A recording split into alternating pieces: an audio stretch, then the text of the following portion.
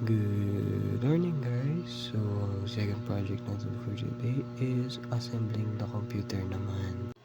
So, ang first step natin ngayon is ilagay lahat ng components ng motherboard before natin siya ilagay sa mismong system unit or sa case. So, ayan, as you can see, ilalagay namin yung RAM. So, titignan nyo guys, may parang bungi yan. So, dapat pag pinush nyo siya, and wag masyado ha, pag pinush nyo siya, may maririnig or mararamdaman dapat kayong click. Kumbaga, yun yung magsisecure na nakalock in place na yung RAM. Ayan.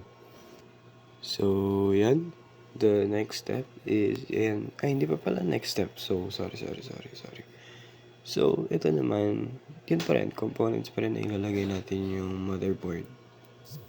Yan. So, itong Wi-Fi connectors, i-screw natin lahat ng pwede. Okay. So, yun. Pag-screw lahat ng pwede. I-check ulit natin yung CPU socket. So, yan. So dun sa disassembly, check na natin ngayon. Mag-apply tayo ng thermal paste. So, yun.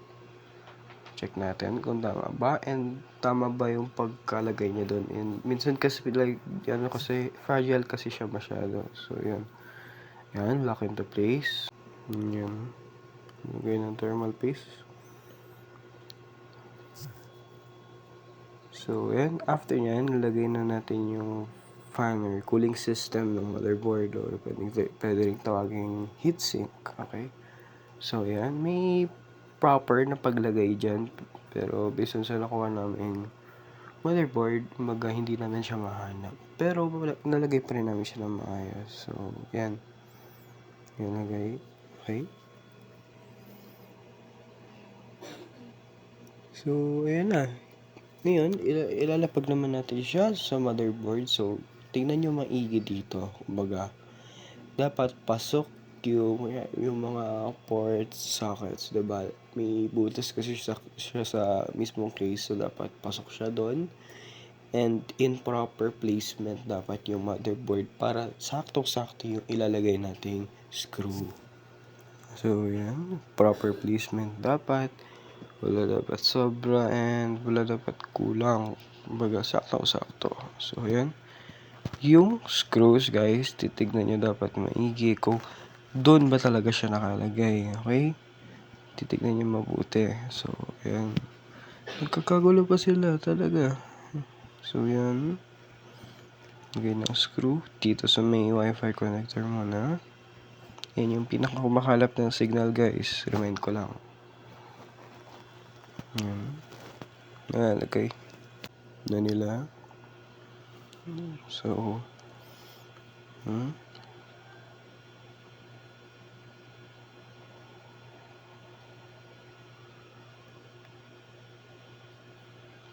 yan. Make sure na mahigpit siya, guys, para hindi po siya ma-loose. Kumbaga, pag binoot up niyo yung computer, walang magiging malfunction or anything bad na mangyari. So, ito naman, itong storage, papasok natin.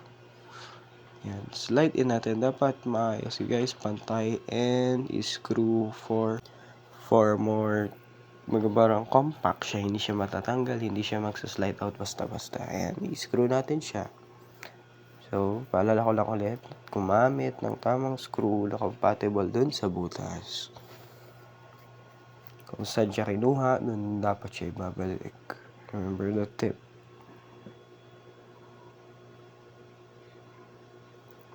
So, yan. Kung after natin na ilagay, kukonect na natin siya sa motherboard.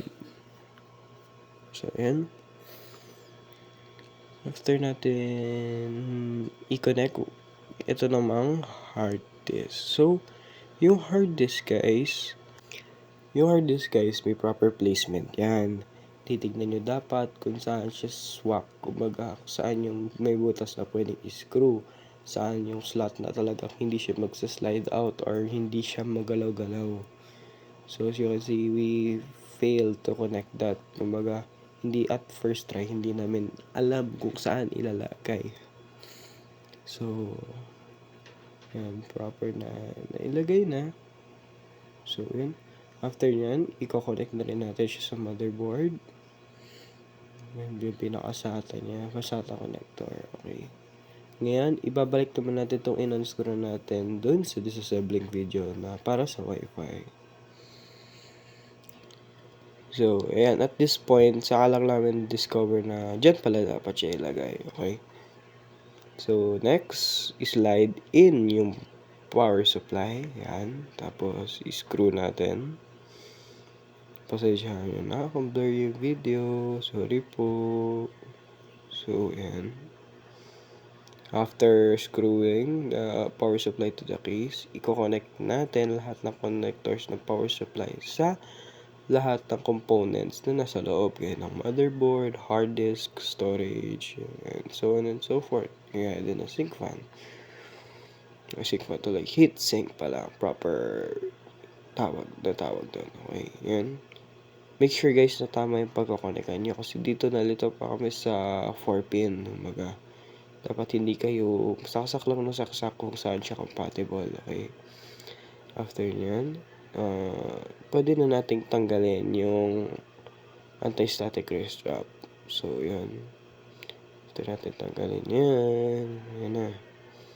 So, at this point, malapit na tayo matapos. So, slide in na natin yung case since compact and na-screw naman na natin ng maayos lahat na nasa loob. So, slide in yun ng maayos guys. Make sure na hindi siya matatanggal or magsa-slide out ng maayos. So, after that, isuscrew naman natin yung case, yung cover ng case doon sa pinaka-case para hindi siya mag-slide out or matanggal. So, yun lang guys. I hope you learned something or the proper things to do. Ayan, konting bloopers lang. Bye-bye!